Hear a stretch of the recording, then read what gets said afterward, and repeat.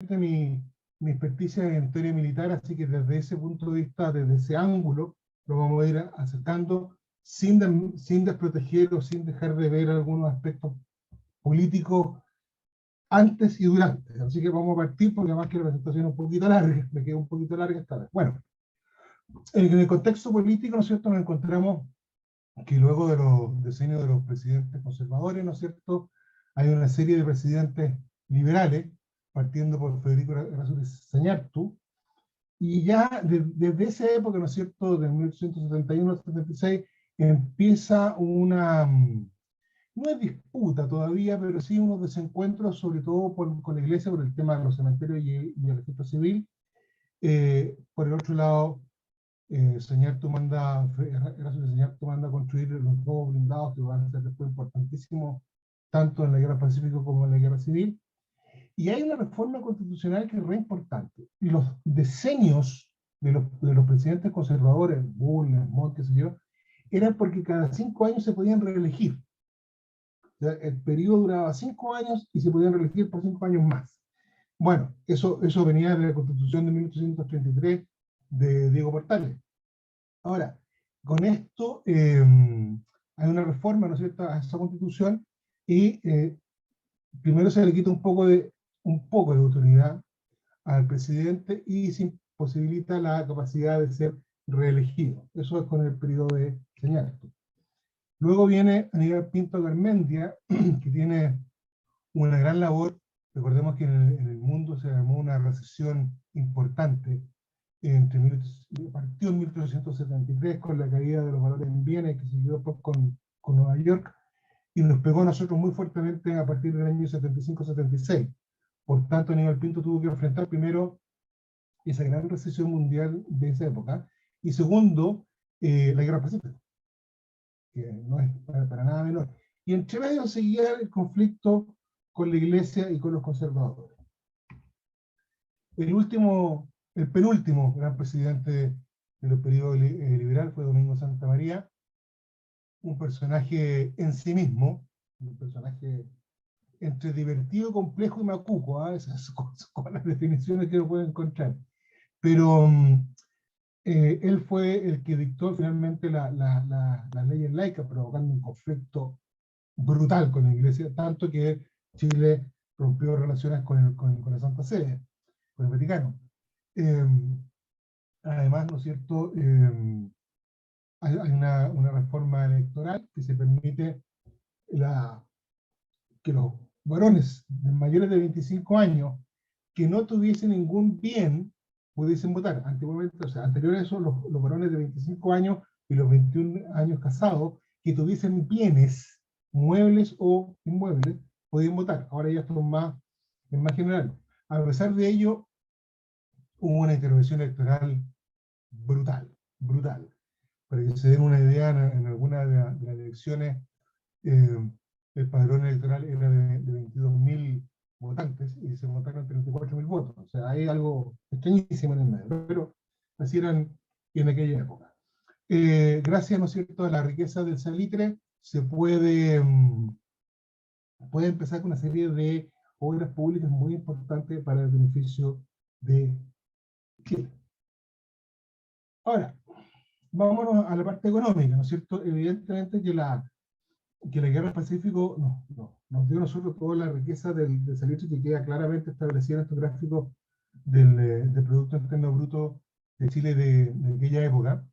Como vemos que hay un salto cualitativo, o sea, cuantitativo entre 1880 y 1881. Ahí se empieza a notar un fuerte incremento en la curva del Producto Interno Bruto.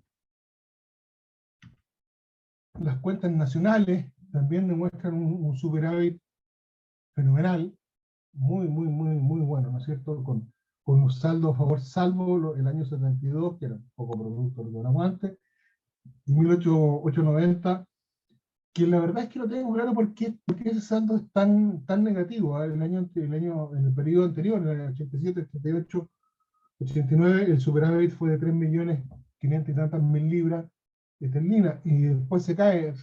No lo tengo muy claro, y la fuente que usé, que es Juan Cáceres, tampoco lo deja muy claro, es muy enredado, ¿no? Así que no tengo explicación alguna para esa cifra tan extraña. Por otro lado, en aspectos geopolíticos, ¿no es cierto? El Chile de 1870,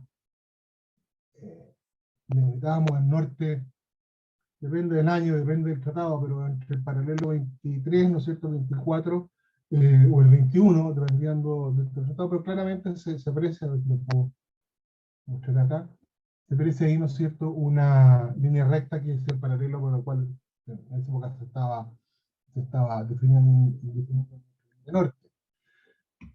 Entonces, eso, como era todavía una cosa que estaba un poco en disputa, el tratado del 66 con Bolivia no era tan claro, era muy complejo. Después, recordemos que el 74 se firma otro más, que poco más fácil de entender, pues después viene la Guerra Pacífica. Y por el lado del sur, ¿no es cierto? La Patagonia era lo que los españoles llamaban el territorio indígena. La verdad es que no era un poco tierra de nadie. Teóricamente, según el último constituyente de 1810, era chileno, pero nosotros tampoco ejercimos ninguna acción de soberanía sobre ese territorio. Así que bueno, pero eso es más o menos contexto de la parte geopolítica, y ya para 1890, ¿no es cierto?, nos encontramos que por el norte, Chile había avanzado hasta Tacna, recordemos que Tacna todavía en esa época era chileno, se habían agregado lo que hoy día es la región de Antofagasta, la de Iquique, Arica y Parinacota, 185.000 kilómetros cuadrados aproximadamente, pero por el otro lado habíamos perdido la Patagonia, que por ese entonces, según Diego Barros Baranas, que siguió la misma teoría que se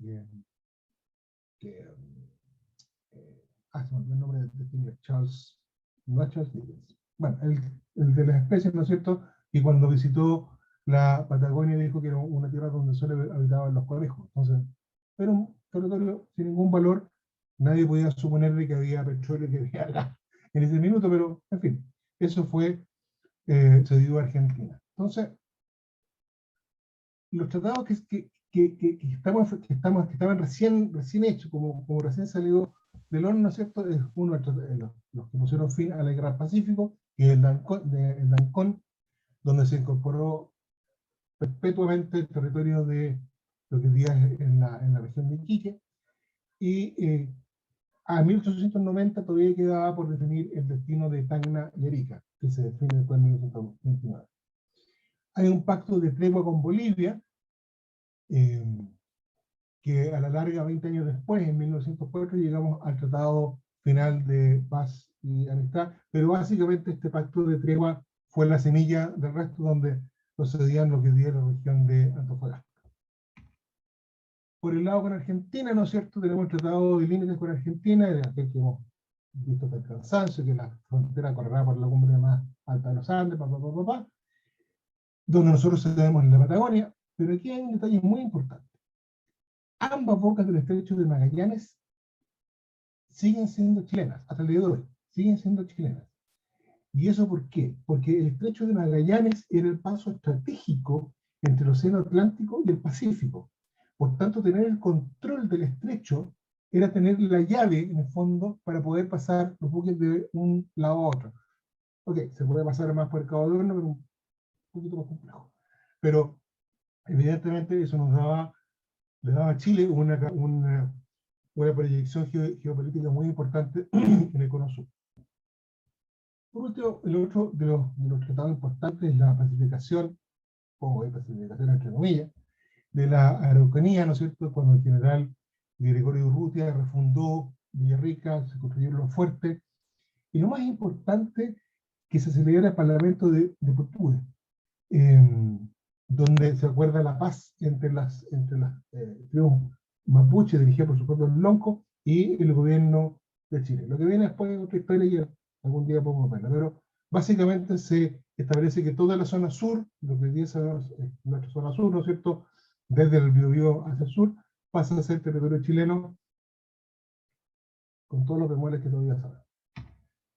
En fin, el otro aspecto importante, que es el aspecto geopolítico, como dijimos, Chile domina el estrecho de Magallanes, dominaba toda la costa chilena, por supuesto, dominaba la costa peruana y ecuatoriana hasta Panamá. Ahora, ¿por qué? Porque Perú había quedado luego de la Guerra del Pacífico sin capacidad naval.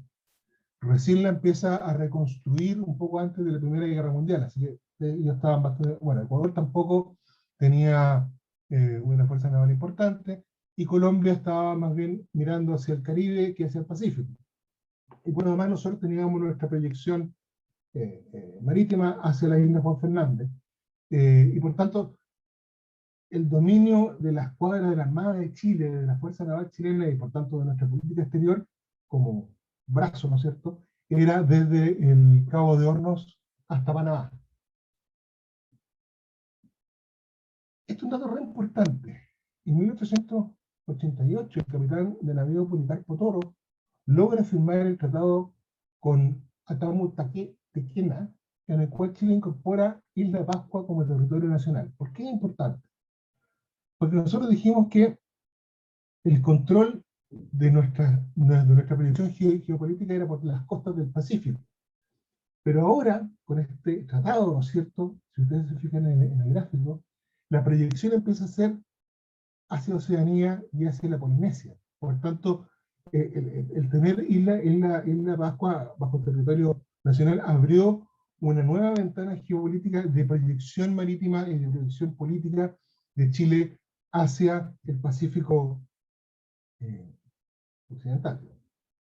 Ahora bien, pero esta situación, ustedes entenderán que no le hizo ningún chiste a los Estados Unidos, porque evidentemente que Estados Unidos veía con mucha preocupación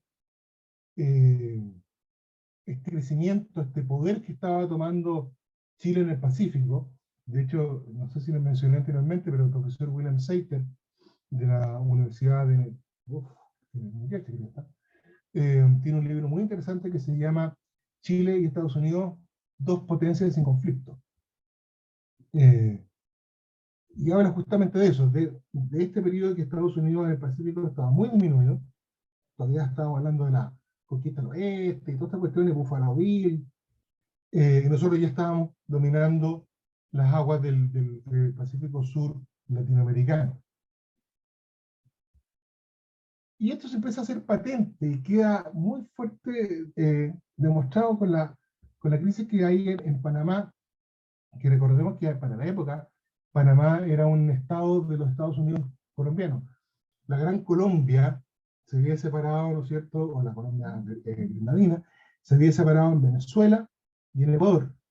Y Panamá todavía era un estado de esta Colombia, y los norteamericanos habían financiado un ferrocarril que unía las dos ciudades más importantes, Colón por el Atlántico y Panamá por el Pacífico, donde los norteamericanos llegaban con las cargas desde la costa de Nueva York, New Jersey, ¿no es cierto?, hacia Panamá, se embarcaban en este ferrocarril y se reembarcaban en buque para la costa de California. Por tanto, para ellos era un tema muy importante tener el control de esa zona, que era y es. Además, la empresa de Fernando de Lesseps, el mismo que construyó el canal de Suez, hizo una compañía, no me hagan decirlo porque mi francés es horriblemente bueno, y empieza a hacer los estudios y la construcción de un nuevo canal interoceánico en Panamá. Pero a Estados Unidos eso sí que ya no le gustó nada. Estados Unidos volvió a aplicar la doctrina Monroe, América para los americanos, o le hace mejor la América para los norteamericanos, y o sea, Estados Unidos no iba a permitir que ninguna potencia europea se fuese a meter en América.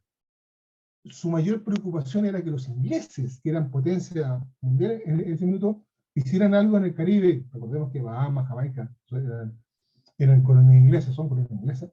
Pero se le meten los franceses por otro lado, entonces se le arma un enredo bastante grande a la proyección norteamericana sobre América, teniendo una empresa francesa instalada construyendo un canal que obviamente iba a tener todas las regalías. Y sucede una crisis bastante fuerte en Panamá, que producto de una insurrección provocada en marzo de 1885, insurrección fomentada por Estados Unidos, que quería, de cierta manera, separar el Estado de Panamá de la Gran Colombia, para hacer una república propia. Eh, hay esta insurrección, ¿no es cierto? Y Estados Unidos envía 2 naves, o sea, más de 2 naves, varias más, a la zona para proteger los intereses norteamericanos, le hace el ferrocarril. Entonces mandan, ahí tengo 2 fotos que la van a ver, porque las puse, ¿no es cierto? El USS Shenandoah, un buque blindado, y el USS Galena, que es una fragata blindada también, pero vemos que las arquitecturas son un poquito distintas. Galena es más antigua que la Shenandoah. Bueno, llegan ellos, además que llegan con fuerza con Marines para poder desembarcar y poder pacificar de nuevo esta zona y dejarla tranquila. Pero el gobierno chileno se entera de esto y envía al crucero Esmeralda, un crucero, al mando del capitán de navío Juan Esteban López Lecerna. Ese navío. Si ustedes ven la arquitectura naval, se van a dar cuenta que el Esmeralda era un buque tremendamente superior a cualquiera de los norteamericanos. Y de hecho, estando en Panamá, los oficiales chilenos invitaron a los oficiales norteamericanos a que conocieran el buque, diciendo, viejito, eso es lo que tenemos nosotros y ustedes no van a mover un dedo porque nosotros no lo vamos a permitir. Bueno, esa actitud tuvo consecuencias bastante graves que lo vamos a ver después, pero evidentemente fue una demostración de poder, una demostración de fuerza, donde Chile demostró que podía sacar los dientes y que podía en ese minuto aplastar a la escuadra norteamericana. Ustedes entenderán que a los norteamericanos no le hizo ningún chiste de que nosotros no hubiésemos parado en 4 patas. En fin, haciendo un breve resumen de lo que hemos hablado, que ha sido un poquito rápido, ¿no es cierto?, eh, para ir entendiendo más, ¿no es cierto? Vemos que las cifras económicas estaban sanas, había un gran financiamiento de obras públicas, se estaba extendiendo el ferrocarril, se estaba metiendo en telégrafo, en teléfono. Los conflictos externos estaban medianamente solucionados con los vecinos. Chile tenía una flota tal que podía tener la hegemonía sobre el Pacífico Sur sin ningún problema, sin ningún contrapeso, además. Y un dato súper interesante, el censo de 1875 marcó 2.075.000 habitantes, y el censo del 85 nos habla de casi 500.000 más. Entonces el crecimiento de la población también es importante, ¿ya? Y la parte negativa, y los problemas políticos internos entre los liberales, los conservadores, los radicales y toda esta gente, ¿no es cierto?, y la iglesia, seguían estando muy presentes, muy en boga, muy densos, digamos. Estaban siendo bastante fuerte cada uno de los encontrones. Pero eso es más o menos lo que el presidente Balmaceda recibe como país. En Chile, en el espectro político, tenemos un partido conservador, que obviamente su nombre lo dice todo, y puse entre paréntesis cómo lo veríamos hoy día, porque en esa época no existía el concepto derecha-izquierda. ¿Ah? El partido conservador, ¿no es cierto?, era de derecha, propiamente tal, incomparable a ninguno de los partidos de hoy. Son filosofías completamente distintas, son aproximaciones a los problemas completamente distintas. Después tenemos el Partido Liberal, al cual pertenecía el presidente Balmaceda, de centro-centro. El Partido Nacional, gente como Manuel Montt y Antonio Vara, más o menos, centro-derecha, y el Partido Radical, que hoy día diríamos que era de centro-izquierda, que era, ¿no es cierto?, fundado con una ideología bastante más liberal, igualitaria, y que ellos además impulsaban, de cierta manera, la disminución de los poderes del presidente de la República. Pero ese es el espectro político Había otros partidos más chicos, incluso había un grupo anarco, por si les suena conocido. Otra de las cosas que nos encontramos con este Chile de hace 1890, ¿no es cierto? Que están las primeras manifestaciones y de hecho las primeras matanzas en la zona del Salitre, del norte, ¿no es cierto? Por este descontento social que se produce básicamente por un tema de el pago a los obreros con fichas de la misma oficina, que esas fichas eran solamente cambiables dentro de la pulpería de la oficina. O sea, era un ganar por todos lados de los dueños de la central, y evidentemente surgieron las primeras manifestaciones, las primeras huelgas. Por el otro espectro de la sociedad, vemos que nuestra clase más alta, la élite, se refleja básicamente en Francia y luego en Inglaterra, como modelo a seguir, y eso produce una europeización de la élite nacional, independientemente del partido político, independientemente del color político, hubo esta ganas de asemejarse, de ser los ingleses o los franceses de Sudamérica. Esto es algo súper interesante y muy importante. El índice de alfabetos, ojo, alfabetos, no analfabetos, alfabetos, pasó del 22% en 1875 al 27,02% en 1885. Y esto se debe básicamente a dos factores. Primero de ellos es que durante la Guerra del Pacífico, muchos de los soldados que eran analfabetos llegaron alfabetos, como lo vimos en las clases anteriores. Y segundo, hay un impulso a la educación básica para que los niños empiecen a aprender a leer y escribir independientemente. Bueno, no era tan fácil, pero sí eh, se estaba copiando el modelo francés del liceo, ¿no? Empieza a ver la migración campo y ciudad, se empiezan a construir los primeros conventillos en Santiago. De hecho, quedan un par de, varios todavía funcionando. Y está el principio de la cuestión social. Tema más largo, pero no es cierto, pero es la gran migración del campesinado a la ciudad, donde esperan encontrar nuevas expectativas de vida, y la verdad es que no lo encuentran, y empiezan a haber demandas, empiezan a haber problemas, y de hecho la población La Legua, tan famoso digo por el narcotráfico, fue formada por esa inmigración, y se llama La Legua porque quedaba exactamente a una legua, 4,5 kilómetros actuales, del centro de la capital. Y junto con esa Salitre, y quizá un poquito antes, llega la banca privada con la banca internacional, empieza la inversión extranjera, obviamente en el Salitre, avance de las ideas liberales, básicamente muchos seguidores de Francisco de Bilbao y de otros más, ¿no es cierto? Y se empieza a radicalizar el movimiento anticlerical y el surgimiento de los anarquistas, que estaba muy de moda en la época. Por tanto, esa es otra parte del Chile de 1890. Ahora, este es el Chile que recibe en 1886, bendigo, don José Manuel Balmaceda. No lo voy a leer porque en realidad es bastante fácil, ¿no es cierto? Pero sí quiero rescatar dos cosas.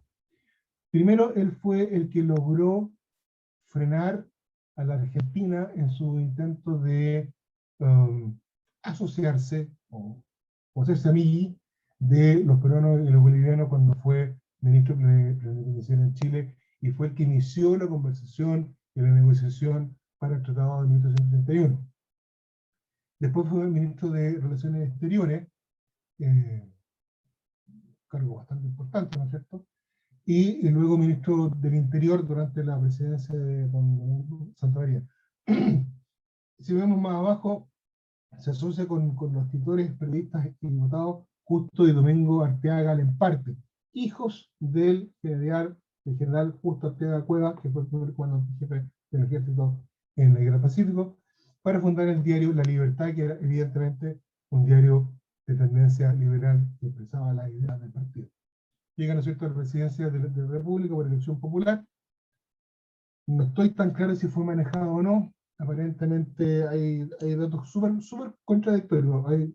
Datos que me dicen que sí, datos que me dicen que no. Vamos a suponer aquí la buena fe que salió elegido por sus propios méritos, porque además era el delfín de Domingo Santa María. Ahora, su gobierno, ¿no es cierto?, eh, tenía estos postulados que era, primero, hacer la gran familia liberal. Él quería unir a todos los liberales, porque dentro del Partido Liberal además habían varias ramas, de nombre bastante raro, pero varias ramas. Entonces él quería unirlos todos en una gran familia y juntarlos con los radicales y juntarlo con algún sector del Partido Nacional que también era simpatizaba con él. Intentó por todos los medios de volver a la armonía entre la iglesia, el gobierno y la sociedad, dando fin a estas ideas de lucha teológica, y terminar con el monopolio del salitre. Eso es una frase que está dentro de su programa, a mí no me convence mucho, pero en fin. Pero él quería en el fondo convertir los ingresos pasajeros de la exportación del salitre aplicando nuevos impuestos, cosa que los empresarios de salitre no lo usan en mucho. Riqueza estable, no sé, pero sí quería poner mayor impuesto, y con esos mayor impuesto, con ese mayor flujo de cajas, si ustedes quieren desarrollar un programa económico mediante una grandiosa cantidad de obras públicas, ferrocarriles, escuelas, todo lo que sea, telefonía, sí, eso es telefonía, y eso iba a llevar, por consecuencia, a la industrialización del país.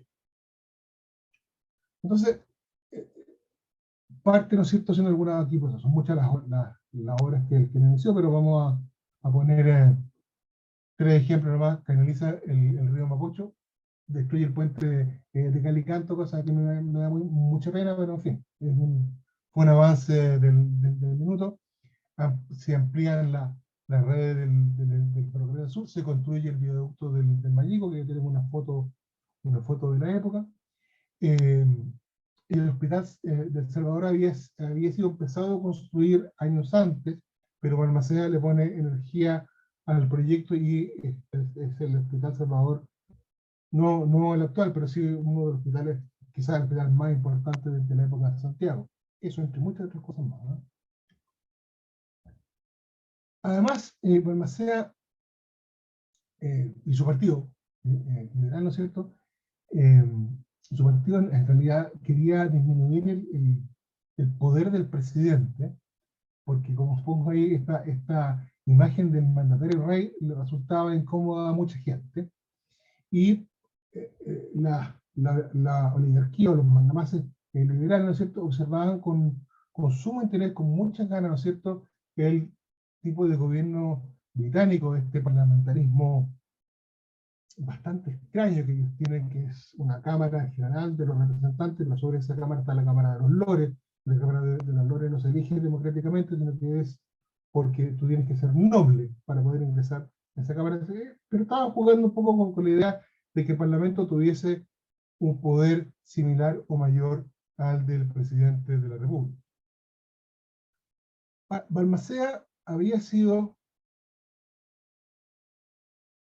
durante su carrera política y sus escritos que están en el periódico El Liberal, un promotor a que los ajustes en la Constitución fuesen tales que se disminuyese el poder del presidente, pero cuando asume como presidente es la encarnación viva, ¿no?, del presidente autoritario, como dicen por ahí, otra cosa es con guitarra, y en realidad toma un papel muy preponderante, muy fuerte, muy categórico en cada una de sus resoluciones, y una de las que llama la atención, porque tiene muchas, pero esta en especial me llamó la atención, que nombra a ministros más bien jóvenes, tecnócratas, eh, que no pertenecían a la élite tradicional, como por ejemplo Julio Mañado Pilosa en Justicia, que tensiona el ambiente no solamente con los conservadores, cuidado,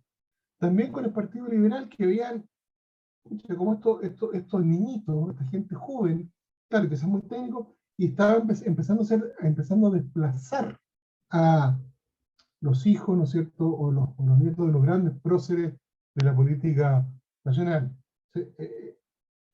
Tensiona el ambiente político por una decisión bastante inteligente de parte del presidente Balmaceda para, eh, designar a sus ministros.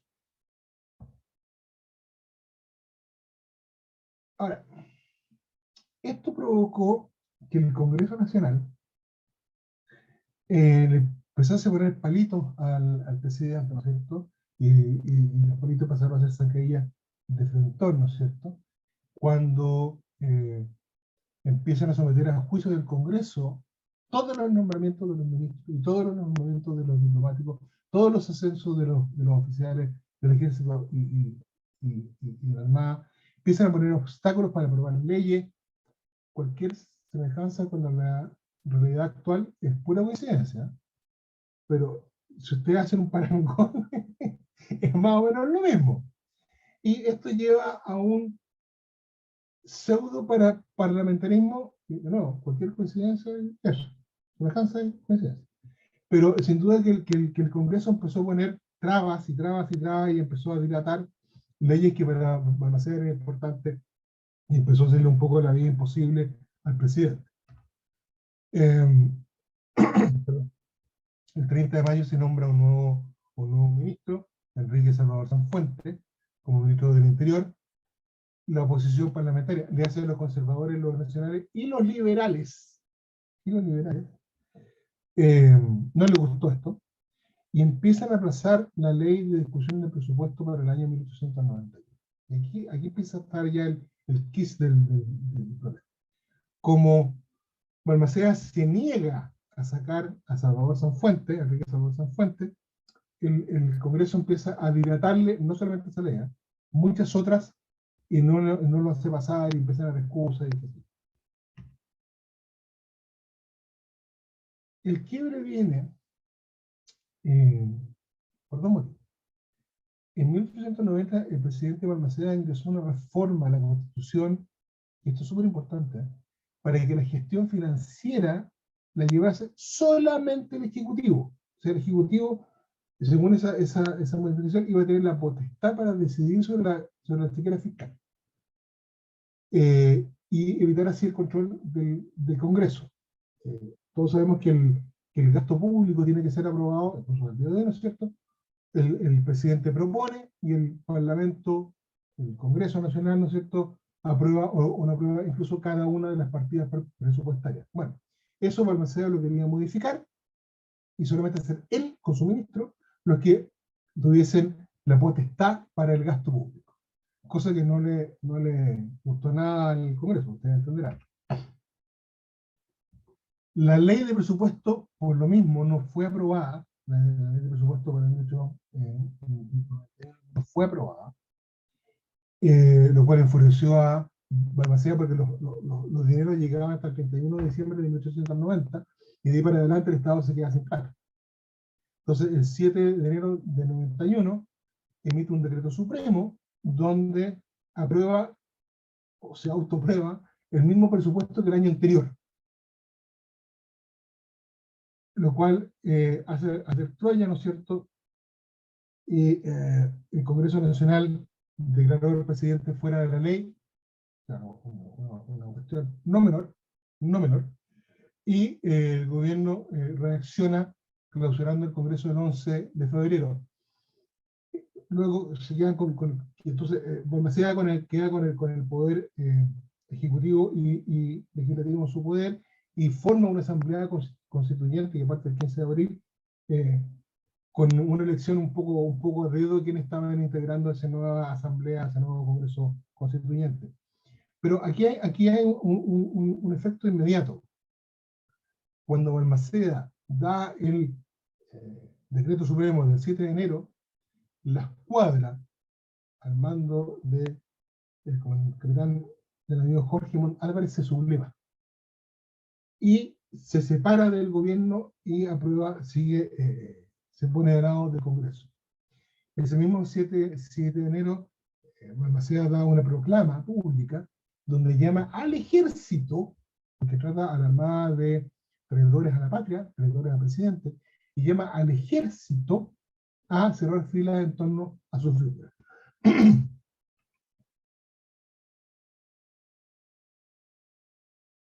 claramente, ¿no es cierto?, esto fue lo que da inicio a la guerra civil de 1891. O sea, es el detonante que nos lleva.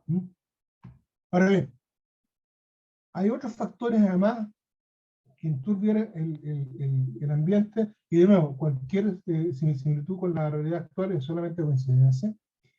La rivalidad política se torna más agresiva. Los periodistas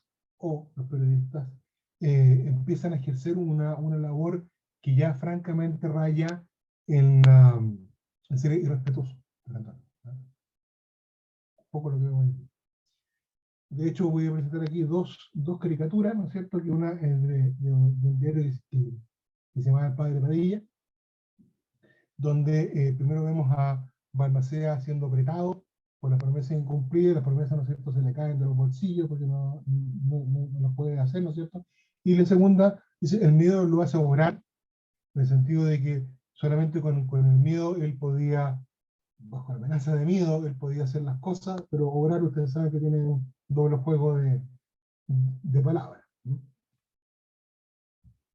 Y además, Balmaceda había nombrado al general José Velázquez, de gran nombre, ¿no es cierto?, en su gabinete, y esto provocó una politización dentro del ejército y dentro de la Armada, y si no recordemos lo que pasó con el general Carlos Prats del gobierno de Salvador Allende. O sea, es lo mismo. Entonces, el ejército cierra filas con el gobierno, y la Armada, como ya vimos que se había sublevado, se va por el lado de los congresistas, y esto es ya el último empujoncito que necesitamos para entrar definitivamente en guerra. En el aspecto militar, la revolución consta de básicamente tres campañas. La campaña del norte, y la vamos a ver ahora, la campaña marítima, que va a ser para la próxima sesión, y la campaña del centro, con las dos grandes batallas de Concón y Brasilia, que nos va a llevar más tiempo de estudiar. Pero aquí tenemos que los empresarios del salitre ya habían vislumbrado esta cuestión de que olía mal, y entre ellos se juntan, ¿no es cierto?, y deciden financiar la formación de un nuevo ejército que implicaba la compra de armas, compra de uniformes, pagar los sueldos, la comida, enrolamiento, etcétera, etcétera, etcétera. Ellos tenían el dinero, no querían nuevos impuestos, y evidentemente estaban dispuestos a pelear por aquello. Lo que estamos viendo ahí aparecer es algunos empresarios, porque todo el mundo habla de los ingleses, los salitreros ingleses. Sí, había muchos, pero básicamente no eran solamente ingleses. Ahí estoy presentando, ¿no es cierto?, alemanes, españoles, había un francés metido en el medio, un italiano, y los chilenos que eran bastante más, pero esos eran los más importantes. Ahora, por supuesto que este señor, don John Thomas North, era el rey de salitre que controlaba más o menos el 60% de la producción salitrera de la región. Y cuando la gente habla de los ingleses en el salitre, se refieren a este caballero en particular. No son los ingleses, ese señor Thomas North, que hablan mucho de que es un tipo bastante especial en muchas cosas. Pero en fin, se juntan todos estos grandes empresarios salitreros. De hecho, Juan Gildemeister, si bien era alemán, estaba avecindado en Perú, y había sido dueño de salitrera de antes de la guerra. Se juntan en esta especie de club de los salitreros, y se disponen a financiar cualquier acción que fuese en favor de sus intereses. Para ello necesitaban oficiales con experiencia que pudiesen ser capaces de organizar un ejército. Es bien largo explicar por qué Estrenado del Canto llegué ahí, pero créanme, hagamos un acto de fe, por favor. Créanme que Estrenado del Canto va a ser el comandante en jefe de las fuerzas del Congreso, y nombra como, un poquito después de por abril, ¿no es cierto?, a don Emilio Körner como jefe del Estado Mayor. Emilio Körner había oficial alemán, había llegado a Chile en 1885 para hacer la famosa prusianización del ejército, dejar la escuela francesa y tomar la escuela prusiana. Bueno, y él queda, ¿no es cierto?, a cargo del Estado Mayor del Ejército Congresista, que ustedes ven en la foto que en ese Estado Mayor había marinos, había soldados, había artilleros, par de civiles metidos por detrás, que fueron los que en el fondo organizaron, entrenaron al ejército del bando del Congreso.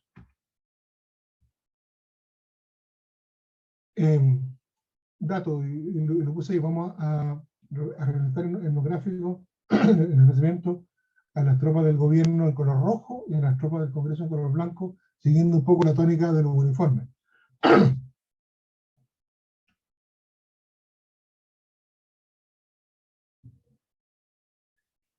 La primera acción militar, ¿no es cierto?, se produce el 19 de enero cuando la guarnición de Pisagua, de la Armada, 40 hombres, se subleva contra el gobierno. Ya la flota, la armada en sí, la escuadra chilena ya estaba del bando de los congresistas, ahora empiezan algunas reparticiones a plegarse al movimiento anti-Balmaceda. Bueno, para el 21 de ese mes, ¿no es cierto?, el comandante el gobernador de Tarapacá, ¿no es cierto?, lleva una compañía de cuarto de línea, unos 60 hombres, un chiquitito, un escuadrón de granaderos de caballo, más o menos 50 hombres, y 25 artilleros, esto es muy cómico, 25 artilleros sin cañones.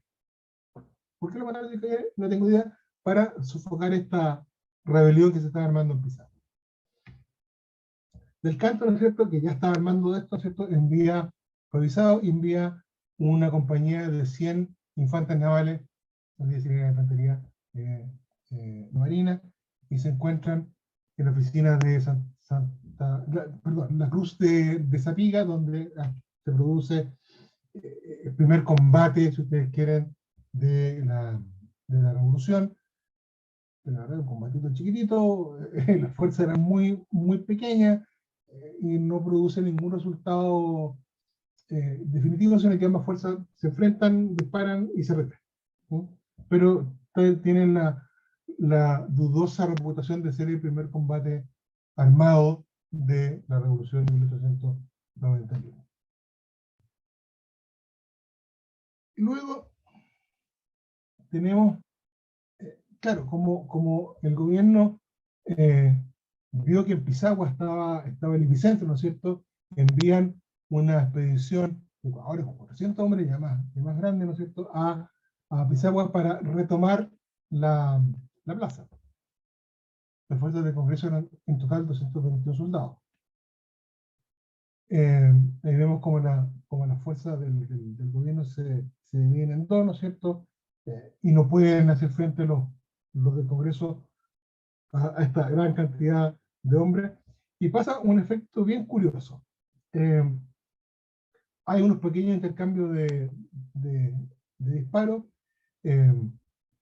las municiones no eran muchas, eran bastante escasas, y los del gobierno pusieron la mano en alto, eso dice que nos rendimos, somos compadres, se abrazan, y de hecho esto se llama la batalla de los abrazos, donde por primera vez que se estaban abrazando, los del gobierno toman sus armas de nuevo y apresan a los del Congreso. Del Canto logra escapar hacia un buque de la Armada, ¿no es cierto?, y las fuerzas del gobierno en definitiva ocupan Pisagua. Chuta, ya llevo hablando 45 minutos. Bueno.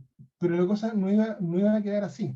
Las fuerzas del Congreso, que estaban principalmente de sus bases de operaciones navales, porque no tenían acceso a una Iquique, estaban en la zona de Iquique, mandan una expedición compuesta por varios buques de guerra y transporte, y hacen un desembarco, y lo mismo que en la Guerra del Pacífico, con alguna sutil diferencia, ¿no es cierto?, solamente de 290 hombres que desembarcan en Punta Pichalo, que está en el sur, Punta Pichalo, eso está acá, ¿no es cierto?, y en la misma Playa Blanca, que está un poco más al norte. Lo que hacen estos infantes, estos 290 hombres, hacen lo que se llama una maniobra concéntrica. La verdad es que suben por las dunas y luego bajan hacia el puerto de Pisagua, sorprendiendo un poco a los que estaban en la guarnición, y además fueron apoyados por fuego artillero naval los buques que lo estaban llevando. Entonces los congresistas retoman Pisagua, se hacen fuertes, ven ahí, se toman 12 oficiales prisioneros, y las bajas son más bien poquitas, porque la fuerza no era muy importante, pero sí lo importante acá es que Pisagua queda como base de operaciones para este ejército congresista del norte. ¿Sí? Ahora, con todo esto para el 10 de febrero, la situación territorial de dominio era esta, ¿no es cierto? Los congresistas dominaban la costa por completo y un pedacito de Pisagua hasta Zapica. Ese era su radio de acción. Ya el ejército había aumentado a 3 batallones medio cojo, digamos, en cuanto a su entrenamiento, pero en fin, estaba el batallón Constitución número 1, el naval el número 2 y el Pisagua número 3. No hay más. Y una pequeña fuerza de caballería y otra más pequeña aún de artillería. Las fuerzas del gobierno que estaban en Iquique tenían control hasta Pozo Monte, Negreiros, pero tenían el grave problema de que no podían ser abastecidos por mar, porque obviamente la Armada dominaba las costas. Sin embargo, uno de los vapores de la Compañía Soberana de Vapores, el Imperial, logra colarse, ¿no es cierto?, llevando al coronel Eulogio Robles, que va a ser importante dentro de esta parte de la campaña, y vemos que el ejército gobiernista estaba presentado, como dijimos, en la parte sur de la zona salitrera de Tarapacá. Lo que viene a continuación son 2 combates, más bien pequeños, que los vamos a ver rápidamente. Uno es San Francisco, Cerro Dolores, digamos, y otro en Huara, pero se los menciono así para que veamos cómo va a ser el desplazamiento de las fuerzas del Congreso hacia el sur. A ver, el combate de San Francisco, bueno, el coronel Robles tenía 339 soldados. Ahora, aquí quiero hacer una aclaración. Las cifras de los soldados son bastante inexactas.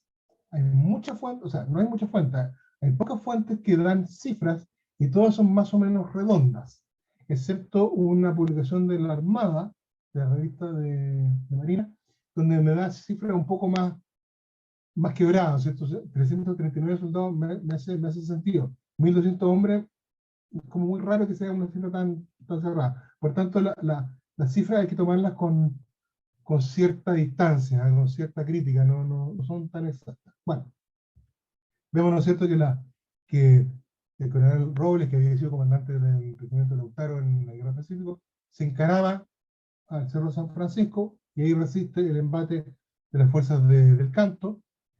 La verdad es que es poco lo que pueden hacer 339 hombres contra 1200 y la batalla dura, no, dura lo que dura nomás. De las 3 de la tarde hasta las 6 de la tarde, bastante corta, y las fuerzas al final se ríen. Pero aquí pasa otro efecto divertido, sí que puede ser divertido. Una compañía del batallón Quillota, vestida de chaqueta roja, o sea, chaqueta azul, pantalón rojo, se da vuelta la chaqueta porque el forro de la chaqueta era blanco.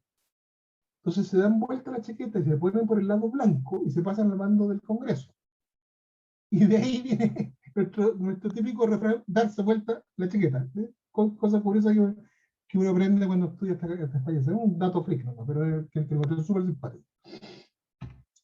Después tenemos el combate de Huara, que las fuerzas de Robles fueron reforzadas, ¿no es cierto? Llegaban casi a los 900 hombres, se establecen en posiciones de defensa en Huara. Y aquí quiero hacer, si me permiten, estamos un poquito pasados en el tiempo, pero quiero hacer un paréntesis, porque mi abuela materna, había nacido en la zona salitrera, vivió toda su vida en la zona salitrera, y para 1891 ella tenía 7 años. Y cuando yo era chico y ella estaba viva, me contaba que ella con su mamá, porque el papá trabajaba en la salitrera, don Guillermo, tuvieron que poner colchones en las ventanas y esconderse en la cocina, que era la pieza más resguardada, ¿no es cierto? Porque me contaba que la balacera era una cuestión impresionante.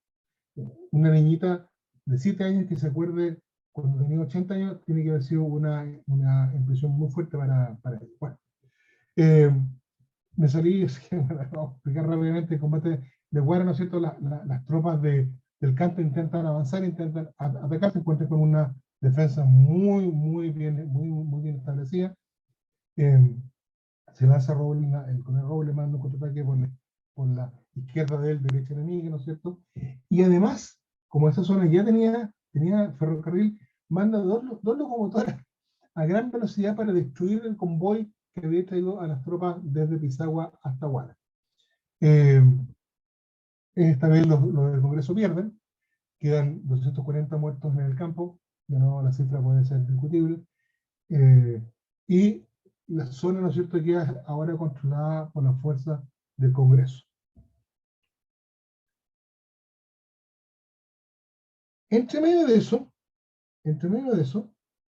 las fuerzas del Congreso toman Iquique, lo que se llama el combate de la aduana de Iquique, que es bastante pequeño, bastante chico, pero muy significativo porque las tropas congresistas se toman la localidad de Iquique, intentan ser desalojados, pero no lo logran las tropas del gobierno. Entonces quedan, si lo vemos en el mapa, queda Pisagua y queda Iquique en manos del Congreso. Por tanto, la línea de abastecimiento para las fuerzas del gobierno era totalmente imposible.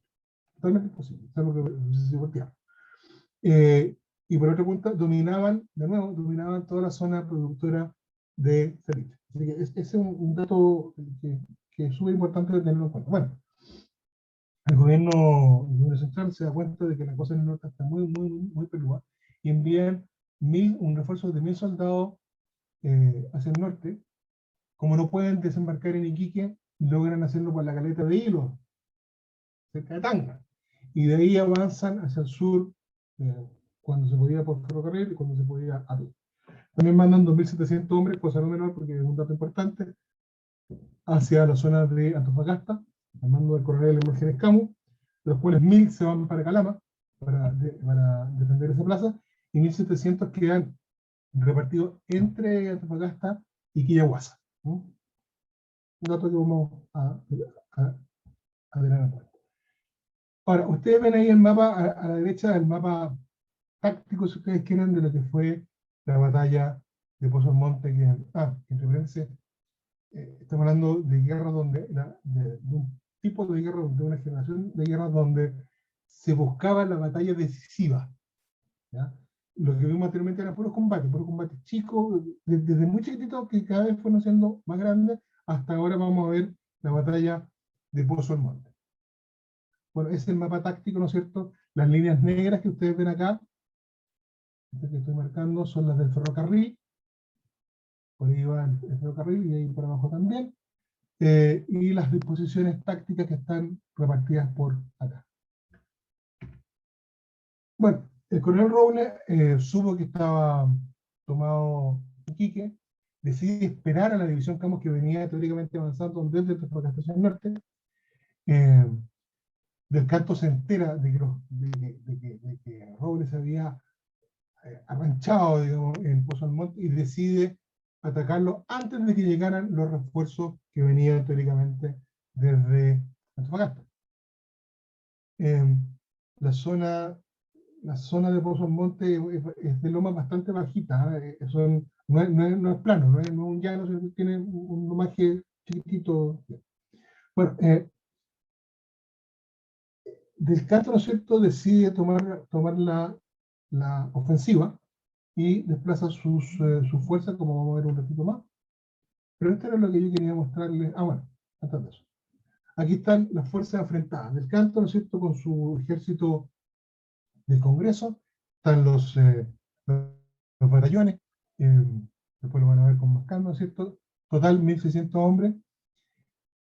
Básicamente voluntarios, trabajadores del salitre, muchos excombatientes de la Guerra del Pacífico, equipados con una cantidad de rifles, pero importante, o sea, distintos tipos de rifles, distintas marcas de rifles, pero todos con el mismo calibre. Por tanto, la parte de la munición era más o menos simple para solucionar. Y el coronel Eugenio Robles, con esa dotación que ustedes tienen ahí, cuando vemos fracción del batallón segunda línea, no sé cuánto es la fracción.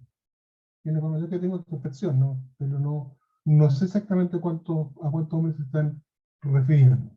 Llama la atención que ambas fuerzas tenían un tren blindado, no sé cómo lo dicen blindado, pero ok, supongamos que estaba blindado. Y él comandaba 1.224 hombres con un problema de munición grave. O sea, tenía 100 tiros por cada soldado y 19 granadas por cañón. O sea, bastante poco, bastante poco. Y ahora lo que yo les comentaba, tomé al gran Google Earth y superpuse el mapa de la batalla sobre el Pozo del Monte actual. Y cuadra, créanme que cuadra perfectamente. Es impresionante, impresionante. Así que eso fue una chuchera mía, porque realmente lo encontré increíble como siguiendo la misma línea del tren, bueno, ahí hay una línea de visión, pero está esa curva, digamos, después aquí está el nudo caminero, en fin. Y ahora vamos a ver, ya estamos en la hora, ¿no es cierto?, cuál fue la disposición de la batalla en Pozo Almonte. Vemos, ¿no es cierto?, una superioridad de la parte de las fuerzas del Congreso. El nudo, ¿no es cierto?, que estamos viendo ahí, está acá, ¿no es cierto? Y la batalla se da no en el pueblo mismo, sino que a las afueras, hacia la costa, digamos, hacia el poniente. ¿No? Esta batalla comienza bastante temprano, al amanecer, no sé exactamente la hora, pero al amanecer, debemos suponer que debe ser entre las 6 y las 7 de la mañana, cuando Del Canto abre fuego con artillería, intenta atacar, hacer un movimiento por su derecha, lo cual obliga a Robles a reforzar esa zona, distrayendo efectivos de su ala derecha, ¿no es cierto?, llevándolo, y del centro, llevándolo a su ala izquierda para poder protegerlo, lo cual es un error de marca mayor, porque debilita su flanco derecho y evidentemente Del Canto se da cuenta de eso. No hay que ser muy estratega para cacharlo. Y ya a mediodía, después de 5 horas, o sea, si mediodía son las 12, ¿no es cierto?, menos 5, estamos hablando de que el combate empezó a eso de las 7 de la mañana. La situación de las tropas del gobierno es bastante compleja. Pongo esa fecha, ¿no es cierto?, porque la fuerza del ala izquierda del Congreso, ¿no es cierto?, puede avanzar, como esa parte estaba debilitada, puede avanzar fuertemente y penetrar la defensa del, del bando del gobierno. El problema es que, como vimos, las tropas del gobierno empiezan a quedar sin munición, y además se empieza a producir un problema de hambre. Los soldados del gobierno no habían comido desde la noche anterior, y no tenían agua tampoco. Entonces muchos de ellos empiezan a irse hacia el Pozo del Monte para beber y para poder comer, los cuales son seguidos por los soldados del bando congresista, y se arma un combate en localidad que toma tintes realmente sangrientos. Bueno, con el Robles herido en un pie primero, después herido en un costado, tiene que rescindir el mando sobre el coronel José Francisco Gana, y le da la orden de retirarse hacia Tarapacá, hacia la quebrada homónima de la zona que está más o menos cerca de Pozo Monte. Un par de días caminando, pero hubiesen llegado sin problema. Sin embargo, las tropas del Congreso arrasan con las tropas del gobierno. Como les decía, en el pueblo como tal de Pozo Monte se peleó casa por casa, hubieron incendios, hubieron saqueos, mucha sangre corrió, mucha gente inocente murió, quedó metido dentro de esta balacera, de esta guerra que no era de ellos precisamente. Así que ahí hay un tema complejo. La Moneda manda un telegrama con fecha de 13 de marzo a, a todos los gobernadores de todas las provincias. No lo voy a leer porque ustedes lo pueden leer después. Hay alguna inconsistencia en las cifras, no inconsistencia en las cifras, pero da, ¿no es cierto?, a entender de que ellos habían sufrido una derrota irreparable y que no tenían como ese minuto poder volver a... Es más largo el telegrama, pero en el fondo lo que dice eso y habla de la cantidad de bajas de ellos, ¿cierto? Y lo más trágico sucede con el Giro Robles, ¿no es cierto?, que fue asesinado textualmente. Fue asesinado, primero estaba herido, y estaba en una ambulancia, estaba bajo la protección de la bandera de la Cruz Roja, cuando se le dio la orden a algunos soldados de fusilarlo, cosa que hacen. Pero después su cuerpo fue destrozado con bayoneta, fue prácticamente descuartizado.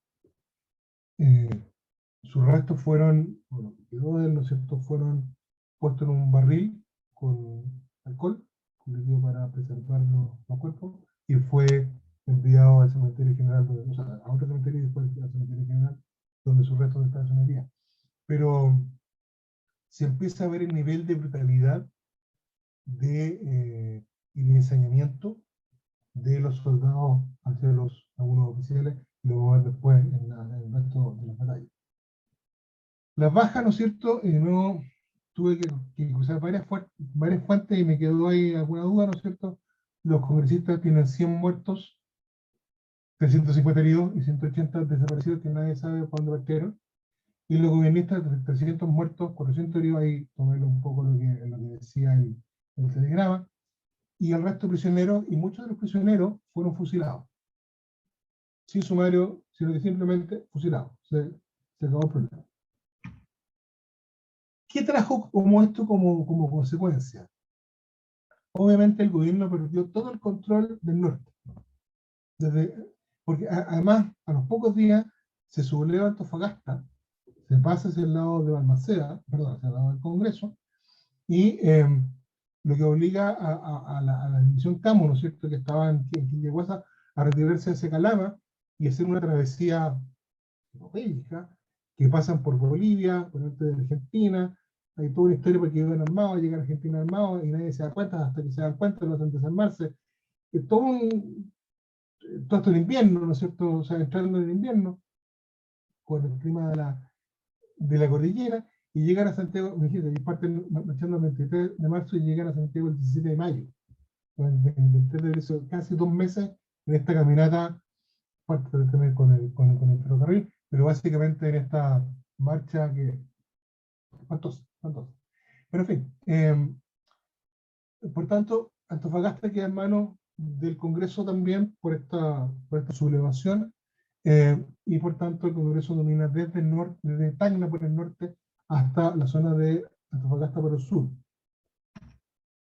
Quedaron zonas de norte chico, como La Serena, como Coquimbo, ¿no es cierto?, en manos son especies como de bolsones, en manos del gobierno, y principalmente la zona central, que Santiago y Valparaíso quedaron controladas por el gobierno, ¿no es cierto? Y entre medio, poco después de la batalla, se subleva la guarnición militar de Valparaíso, se abordan así porque se perdieron, entre Puerto Maipo, que también era la compañía sudamericana de vapores, y zarpan en Iquique. Ahí dice una gran cantidad de civiles y simpatizantes de la causa. Bueno, entre ellos iban los futuros integrantes, lo que vamos a ver después en la siguiente clase, los futuros integrantes de la Junta de Gobierno que se forma en Iquique. Es un transporte que lleva una carga bastante especial. Me pasé, sorry, 5 minutos, pero era mucho.